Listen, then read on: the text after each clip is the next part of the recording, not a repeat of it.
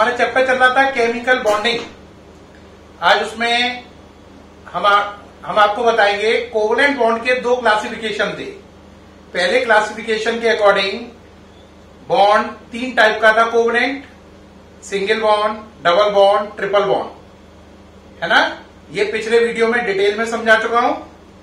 दूसरे क्लासिफिकेशन के according covalent bond के दो टाइप हैं, पोलर और नॉन पोलर। ठीक, तो ये अब समझेंगे। इसके बाद अगला टॉपिक पढ़ेंगे अपन कोऑर्डिनेट बॉन्ड। कौन सा? Coordinate bond. तो चलें, polar covalent bond. Polar covalent bond क्या है बेटा? देखो बात समझना। अगर दो एटम हैं, है ना, उनकी ईएन वैल्यू सेम है या ईएन वैल्यू का डिफरेंस 0.5 से कम है। देखो, अगर दो एटम है उनकी ईएन वैल्यू बराबर हो या ईएन वैल्यू का डिफरेंस 0.5 से कम हो तो नॉन पोलर कोवलेंट बॉन्ड बनता है। और अगर ईएन वैल्यू का डिफरेंस 0.5 से ज्यादा हो तो पोलर कोवलेंट बॉन्ड बनता है। तो ऐसा कोवलेंट बॉन्ड जो तब बनेगा जब दो एटम की ईएन वैल्यू का डिफरेंस 0.5 से ज्यादा हो, उसे पोलर कोवलेंट बॉन्ड कहते हैं। अगर ईएन वैल्यू का डिफरेंस 0.5 से कम हो या 0 हो तो उसे नॉन पोलर कोवलेंट बॉन्ड कहते हैं। देखना, जैसे H और Cl है या H और F है ना, HCl ले लो जैसे, तो H की ईएन वैल्यू होती है 2.1, Cl की ईएन वैल्यू होती है 3। तो इन दोनों की ईएन वैल्यू का डिफरेंस हो गया 3 माइनस 2.1 डेट इज 0.9। क्योंकि 0.9 0.5 से बड़ा है तो ये बॉन्ड कहलाएगा polar covalent bond. Polar covalent bond का मतलब असली में क्या हुआ? असली में ये होता है कि शेयर्ड इलेक्ट्रॉन, सिंगल बॉन्ड में शेयर्ड इलेक्ट्रॉन है दो। अगर बॉन्ड पोलर कोवलेंट बॉन्ड है तो जिसकी ईएन वैल्यू हाई है, जैसे इसकी 3.0 है, इसकी 2.1 है, तो जिसकी ईएन वैल्यू हाई है शेयर्ड इलेक्ट्रॉन उसकी तरफ शिफ्ट हो जाते हैं। यानी H बॉन्ड Cl में एक इलेक्ट्रॉन H का है और एक Cl का है। ये दोनों इलेक्ट्रॉन Cl के ज्यादा पास होंगे, H से दूर होंगे, Cl के ज्यादा पास होंगे, क्योंकि इसकी ईएन वैल्यू ज्यादा है 3H से, जिसकी 2.1 है। तो ऐसा कोवलेंट बॉन्ड जिसमें शेयर्ड इलेक्ट्रॉन एक एटम के पास शिफ्ट हो जाएं, दूसरे एटम से दूर हो जाएं, उसी को पोलर कोवलेंट बॉन्ड कहते हैं। जिसकी तरफ शिफ्ट हुए उस पर पार्शियल नेगेटिव चार्ज आ जाता है, जिससे दूर हुए उस पर पार्शियल पॉजिटिव चार्ज आ जाता है। इसके लिए वर्ड यूज करते हैं पार्शियल, हिंदी में आंशिक। तो क्या है पोलर कोवलेंट बॉन्ड? जब दो एटम की ईएन वैल्यू में डिफरेंस 0.5 से ज्यादा हो तो शेयर्ड इलेक्ट्रॉन जिसकी ईएन वैल्यू ज्यादा होती है उसकी तरफ चले जाते हैं और दूसरे से दूर हट जाते हैं। जिसकी तरफ चले जाते हैं उस पर पार्शियल नेगेटिव और जिससे दूर हट जाते हैं उस पर पार्शियल पॉजिटिव चार्ज आ जाता है, और ऐसा covalent bond polar covalent bond कहलाता है। ठीक है, तो डेफिनेशन क्या देंगे जरा बोलो, क्या डेफिनेशन बनेगी बोलो? व्हेन टू एटम्स, या ऐसा कर लो, सिंपल डेफिनेशन रखनी है तो व्हेन या such type of covalent bond, such type of covalent bond in which both the sharing electrons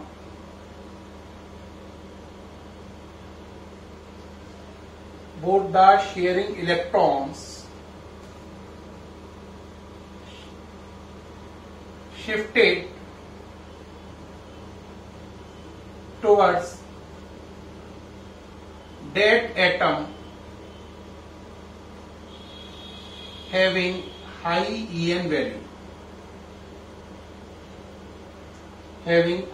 EN value, है ना।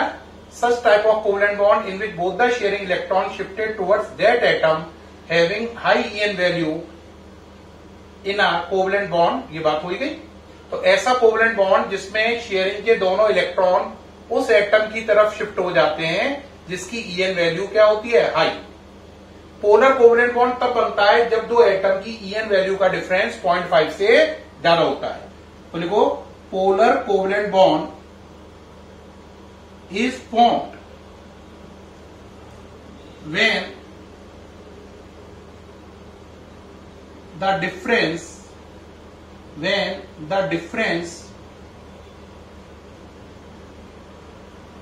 of En value between two atoms is more than 0.5 is more than 0.5। ये bond तब बनता है जब ईएन value का difference दो atom का 0.5 से ज्यादा होता है ना। ओके रहा, नोट कर लिया है, करिए जल्दी से। अब बात रही सर, नोट कर लिया हमने एग्जाम्पल HCl। HCl को देखो जरा, HCl में क्या है, H की ईएन वैल्यू कितनी है 2.1, Cl की 3, डिफरेंस 0.9 का है। तो ये पोलर कोवलेंट बॉन्ड है, दोनों इलेक्ट्रॉन किसकी तरफ चले जाएंगे, Cl की तरफ, S से दूर हो जाएंगे। इस पे पार्शियल नेगेटिव, इस पे पार्शियल पॉजिटिव चार्ज आ जाएगा, या इस पर शो करना चाहो तो पार्शियल नेगेटिव पार्शियल पॉजिटिव, और ये बॉन्ड कहलाएगा polar covalent bond, polar covalent bond. ठीक, अब अगली बात आई नॉन पोलर। बेटा नॉन पोलर क्या हुआ, ऐसा कोवेलेंट बॉन्ड जिसमें शेयरिंग वाले इलेक्ट्रॉन दोनों एटम से इक्वल डिस्टेंस पर होते हैं। ऐसा कोवेलेंट बॉन्ड जिसमें शेयरिंग वाले इलेक्ट्रॉन दोनों एटम से इक्वल डिस्टेंस पर होते हैं, है ना। और ये तब बनता है जब दो एटम की ईएन वैल्यू में डिफरेंस 0.5 से कम हो या 0 हो। चलिए भाई, क्या बनेगा, non polar covalent bond, non polar covalent bond. तो क्या डेफिनेशन बनेगी, it is a covalent bond in which both the sharing electrons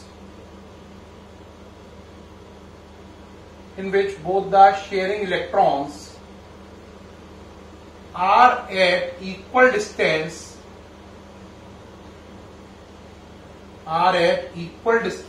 from both the atoms,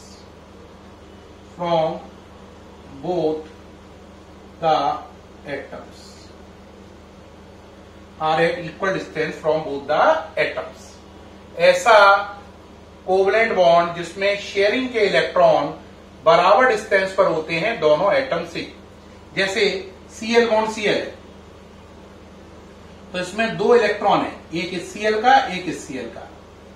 जितना ये डिस्टेंस है उतना ही ये डिस्टेंस है, यानी ये दोनों इलेक्ट्रॉन पेयर दोनों एटम से बराबर डिस्टेंस पर है। अगर ये डिस्टेंस x है तो ये भी x है, तो ये कहलाएगा नॉन पोलर कोवेलेंट बॉन्ड। अब जरा देखो, इसकी ईएन वैल्यू कितनी है 3, इसकी कितनी है 3, तो डिफरेंस कितना हो गया 0, है ना। तो नीचे हमें क्या लिखना पड़ेगा, ये बॉन्ड तब बनता है जब एटम्स की ईएन वैल्यू का डिफरेंस 0 हो या 0.5 से लेस हो। तो नीचे लिखेंगे non polar covalent bond is formed, non polar covalent bond is formed when the difference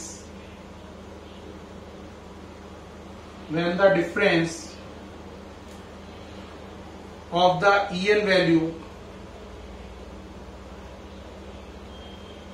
of two atoms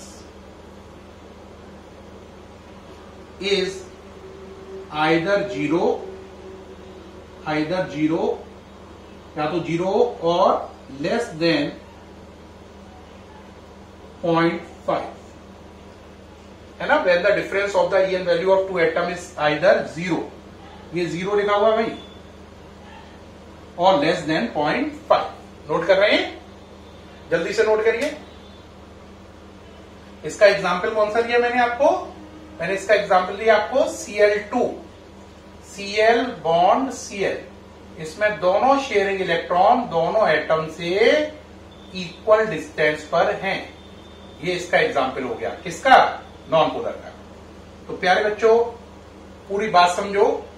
देखो कोवलेंट बॉन्ड इलेक्ट्रॉन की शेयरिंग से बनता है। इसके दो क्लासिफिकेशन है।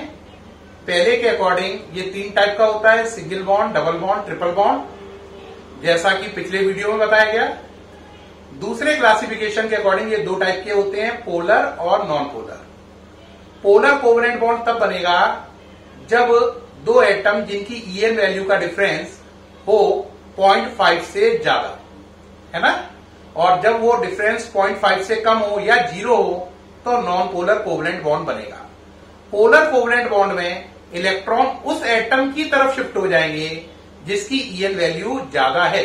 इससे उस पर पार्शियल नेगेटिव और दूसरे एटम पर पार्शियल पॉजिटिव चार्ज आएगा। जबकि नॉन पोलर कोवलेंट बॉन्ड में शेयरिंग इलेक्ट्रॉन दोनों एटम के बीच में रहेंगे, यानी किसी की तरफ भी नहीं जाएंगे, बिल्कुल बीचों बीच रहेंगे। जितना एक एटम से दूर है उतना ही दूसरे एटम से दूर है। इसके साथ कोवलेंट बॉन्ड में अब हमारा टॉपिक शुरू हुआ, कैरेक्टरिस्टिक ऑफ कोवलेंट बॉन्ड। क्या शुरू हुआ? Characteristic of covalent bond compounds, यानी ऐसे कंपाउंड जिनमें कोवलेंट बॉन्ड है उनके कैरेक्टरिस्टिक। तो हेडिंग डालें, characteristic of covalent compounds. Characteristics of covalent compounds. Covalent compounds के क्या क्या कैरेक्टरिस्टिक हैं जरा देखें। नंबर 1, पहला है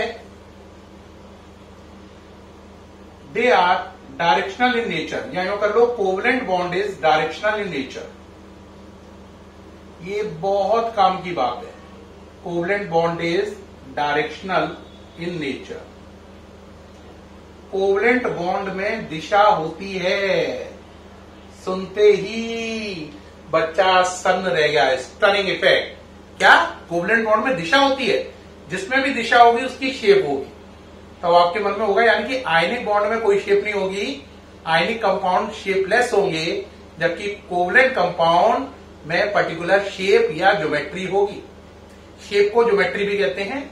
अब कोवेलेंट बॉन्ड दिखता कैसा है सर, उसकी शेप कैसी है, देखने में कैसा है, वो टेट्राहेड्रल है, स्क्वायर प्लेनर है, कैसा नजर आता है?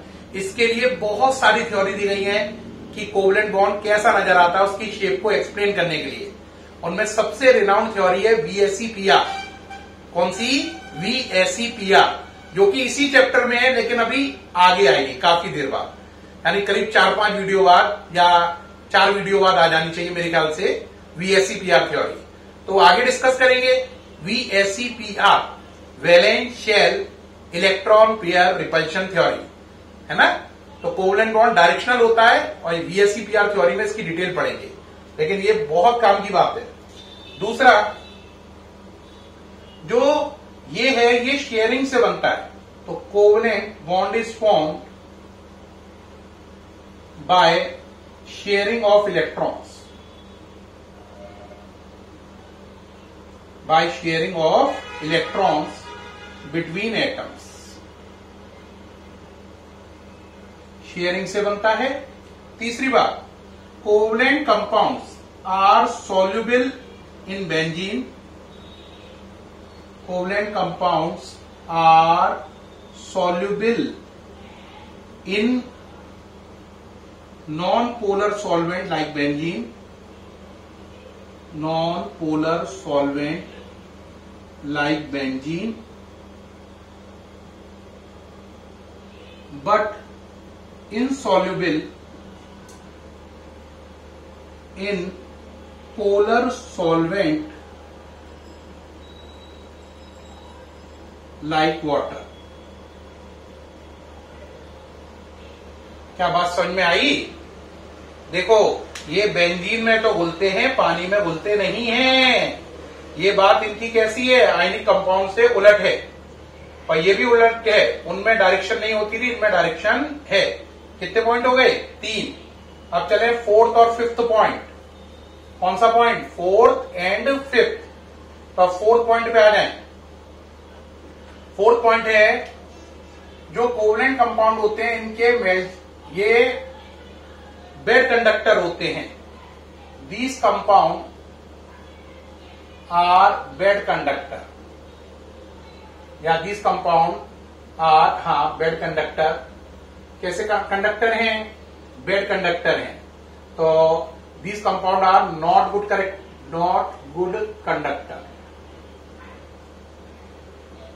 गुड कंडक्टर का मतलब भी हो गया बेड कंडक्टर है। एक्सेप्शन है इसमें कौन? ग्रेफाइट। ग्रेफाइट कोवलेंट कंपाउंड है लेकिन गुड कंडक्टर है ना। जनरली ये बेड कंडक्टर होते हैं, लेकिन एक्सेप्शन कौन है? ग्रेफाइट का। पांचवा, their melting and boiling point are low. Usually word लगा सकते हैं, usually their melting and boiling point are low. They show low melting point and boiling points. तो देखो प्यारे बच्चों, क्या क्या बातें रही, यहां पर लाइन खींच दो जिससे पॉइंट अलग अलग नजर आए। 1 2 3 4 5। पहले पॉइंट में बताया इनमें डायरेक्शन होती है, दूसरे पॉइंट में बताया शेयरिंग से बनते हैं, तीसरे में बताया कि ये बेंजीन में तो घुलते हैं, पानी में नहीं घुलते हैं, चौथे में बताया ये गुड कंडक्टर नहीं होते हैं, बेड कंडक्टर होते हैं, एक्सेप्शन है ग्रेफाइट वाला केस, और पांचवे में बताया कि इनके मेल्टिंग और बॉइलिंग पॉइंट लो होते हैं। इसके साथ कोवलेंट बॉन्ड वाला पूरा टॉपिक खत्म है। सामने से हट गया हूं, ये नोट कर लें जल्दी से, करिए नोट जल्दी से भाई, कर रहे हैं नोट? ठीक। अब नेक्स्ट पढ़ेंगे, नेक्स्ट टॉपिक है कोऑर्डिनेट बॉन्ड। कौन सा बॉन्ड? कोऑर्डिनेट। बेटा कोऑर्डिनेट बॉन्ड आप पहली बार सुन रहे हैं, आपके मन में बड़ा थ्रिल होगा, सब कोऑर्डिनेट बॉन्ड क्या है? कोऑर्डिनेट बॉन्ड को डेटिव बॉन्ड भी कहते हैं। क्या कहते हैं? Dative bond. क्या है कोऑर्डिनेट बॉन्ड? देखो बेटा, अब बात समझना, इसको डिटेल बता रहा हूं, ध्यान से समझना। देखो O है, इसके पास 6 इलेक्ट्रॉन थे, 2 6, लास्ट शेल में 6 इलेक्ट्रॉन है। इसके पास एक और O आया, उसके पास भी 6 इलेक्ट्रॉन है। इस O ने कहा भाई इस O से चलो 2-2 इलेक्ट्रॉन शेयर करें, कर लिए भाई। इसके ये 2 इलेक्ट्रॉन, इसके ये 2 शेयर हुए, इसके पास भी 8 हो गए, इसके पास भी 8 हो गए, और ये बन गया structure O double bond O। इस पर 4 क्रॉस, इस पर 4 डॉट। इलेक्ट्रॉन गिनो कितने हो गए? 1 2 3 4 5 6 7 8। एक लाइन का मतलब 2 इलेक्ट्रॉन। तो गिनो दोबारा से, 1 2 3 4 5 6 7 8। इस पे गिनो, 1 2 3 4 5 6 7 8। दोनों पे 8 8 है। अब इसके पास एक वो और आया, ये वाला, इसके पास 6 इलेक्ट्रॉन थे। कितने? इसने आके रिक्वेस्ट करी, भाई तुम दोनों वो हो, मैं भी तो वो हूं यार, मेरी भी मदद कराओ, मेरे भी 8 इलेक्ट्रॉन कर दो। इन ओ ने सोचा भाई ये भी हमारा भाई है, देखो हम वो हैं तो ये भी हमारा भाई है, हम इसकी मदद कराएं। लेकिन अगर मदद कराने में ये 2 इलेक्ट्रॉन शेयर करे, ये और ये दोनों, तो बेटा आप समझो अगर ये दोनों इससे शेयर हों तो इसके इलेक्ट्रॉन 10 हो जाएंगे, इसके 8 हो जाएंगे। तो शेयरिंग कराने पे दिक्कत ये है, इसके 10 हो जाएंगे, इसके 8 रहेंगे। तो शेयरिंग कराने पे इसके तो 8 हो गए, लेकिन इसके 10 हो जाएंगे, है ना। अब बात रही कोवलेंट बॉन्ड नहीं बना सकते। अब अगर ये 2 इलेक्ट्रॉन अपने हिस्से दे दे तो इस पर तो 8 हो गए, लेकिन इस पे 6 रह गए, तो इसका मतलब आयनिक बॉन्ड भी नहीं बना सकते। यानी कि ना तो आप अपने दोनों इलेक्ट्रॉन ये वाले मुझे दे सकते हो, क्योंकि आप पे 6 रह जाएंगे, मेरे पे 8 हो जाएंगे, और ना शेयर कर सकते हो, शेयर करने पे मेरे पे 8 होंगे, आप पर 10 हो जाएंगे। तो ये एटम बड़े आंखों में आंसू लाके बोला उस O से कि अगर मैं तेरे साथ आयनिक बॉन्ड बनाऊं तो मेरे 6 रह जाएंगे, तेरा भला होगा, मेरा बुरा हो जाएगा।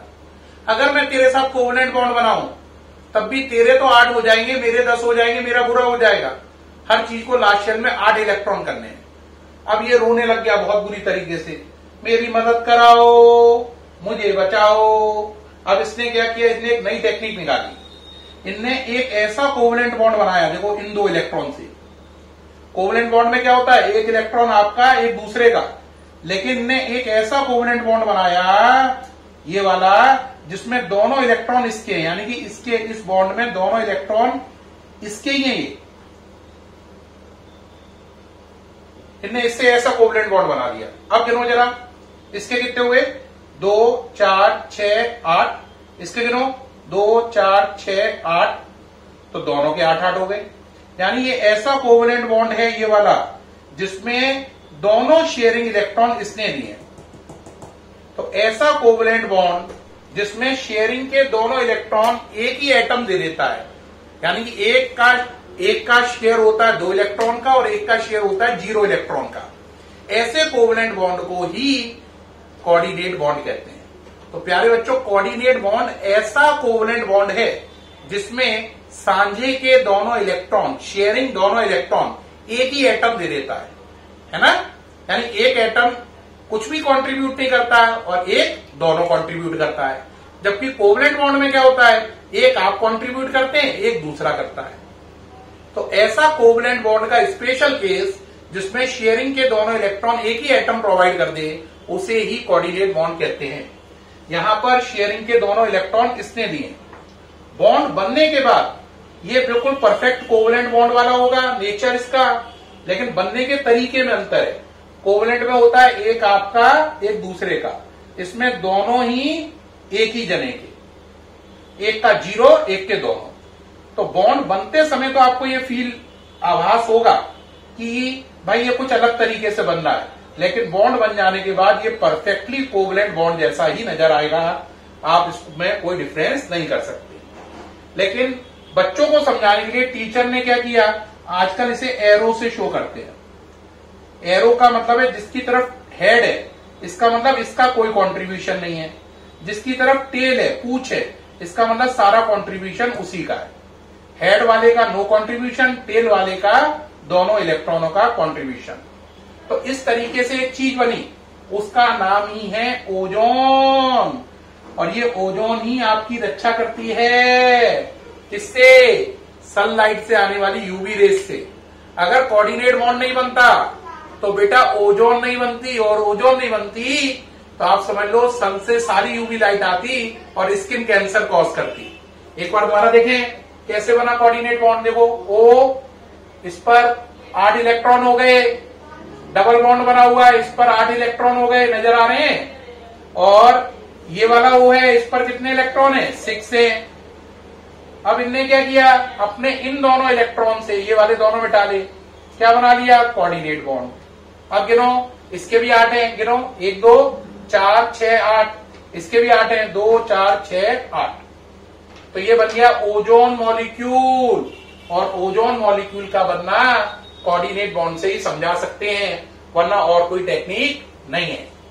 तो इसकी पहले डेफिनेशन दें, फिर और एग्जाम्पल दें। तो क्या बना, such type of covalent bond, such type of covalent bond in which both the sharing electron, in which both the sharing electron, in which both the sharing electrons are provided by a single atom, are provided by a single atom। ऐसा covalent bond जिसमें sharing के दोनों electron एक ही atom provide कर देता है, उसे बोलते हैं कोऑर्डिनेट बॉन्ड या डेटिव बॉन्ड। Example ozone. तो ओजोन वाला एग्जाम्पल दे देंगे इसमें। ये सामने से हट गया हूं, अब जरा देख लें, अगला एग्जाम्पल देखें जरा, अगला एग्जाम्पल देखें। अगला है मजेदार एग्जाम्पल, H2SO4 सल्फ्यूरिक एसिड। कहोगे सर वाह, सल्फ्यूरिक एसिड भी, कि हाँ देखो बेटा कैसे, देखो भाई सल्फर के लास्ट शेल में कितने इलेक्ट्रॉन होते हैं, 6 2 8 6। ठीक, सल्फर था, उनने उस पर 6 इलेक्ट्रॉन थे, 1 2 3 4 5 6। ओ पे कितने इलेक्ट्रॉन थे, 6 1 2 3 4 5 6। और इस ओ पर भी 6 है, 1 2 3 4 5, 6, H पर 1 है।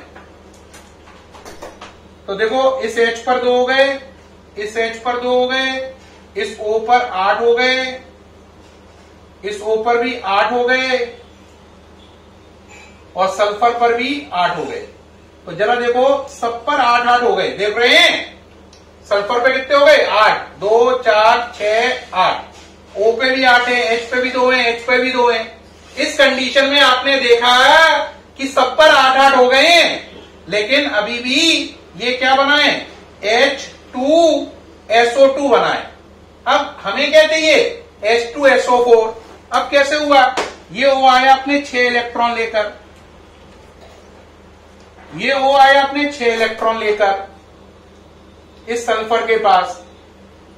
ये दोनों आए रोते हुए कि भाई हमारी मदद करो, हमारी मदद करो। सल्फर ने क्या किया? इन दोनों इलेक्ट्रॉन जो कि खुद सल्फर के हैं उससे इससे कोऑर्डिनेट बॉन्ड बना लिया, और इन दोनों इलेक्ट्रॉन से, ये भी दोनों सल्फर के हैं, इससे कोऑर्डिनेट बॉन्ड बना लिया। यानी इस बॉन्ड में भी दोनों इलेक्ट्रॉन सल्फर के हैं और इस बॉन्ड में भी दोनों इलेक्ट्रॉन सल्फर के हैं। तो ये बन गया देखो H2SO1 O2 O3 O4। तो H2SO4 का बनना भी इसी तरीके से समझाया जा सकता है।